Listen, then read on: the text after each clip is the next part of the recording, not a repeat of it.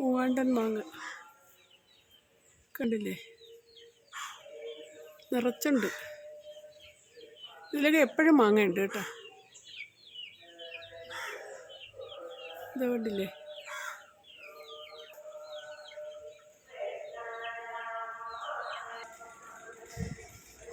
വേണ്ട മാങ്ങ പറിച്ചോണ്ട് വന്ന് ചെത്തി തെറ്റാൻ പറ്റാ കൊത്തി ഉപ്പിട്ട് വയ്ക്കണം. ഇത് ഒരുവിധം മധുരം വെച്ച മാങ്ങയാണ് കേട്ടോ, പഴുത്ത മാങ്ങയാണ് ഒരുവിധം. ഒരുപാട് പഴുത്തില്ല. ഇതേ കണ്ടില്ലേ, ഇതേപോലെ ചെയ്ത് വെച്ചാലേ എല്ലാവരും പിള്ളേരൊക്കെ കഴിച്ചോളും. ഈ ഉണക്ക സമയത്ത് ഇതുപോലെ എടുത്ത് വെച്ചിട്ട് അധികം പഴുക്കാത്ത മാങ്ങ എടുത്ത് വെച്ചിട്ട് കൊത്തി ഉപ്പിട്ട് മിക്സ് ചെയ്ത് വെച്ചാൽ മതി. കുട്ടികൾ കഴിക്കും, നമുക്കും കഴിക്കാമെന്നേ. കടിച്ച് തിന്നാം കേട്ടോ. അപ്പോൾ എല്ലാവർക്കും അറിയാമല്ലോ, എല്ലാവർക്കും അറിയാം. ഞാൻ പ്രത്യേകിച്ച് പറയേണ്ട കാര്യമില്ല. എന്നാലും പണ്ടത്തെ രീതി പറഞ്ഞതാണ് കേട്ടോ.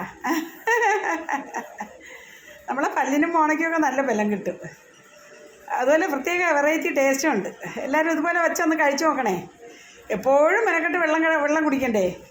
അപ്പോൾ ഇതുപോലെ കുറച്ച് ഉപ്പിടാവും കേട്ടോ. ഉപ്പും മധുരവും കൂടെയാണ്.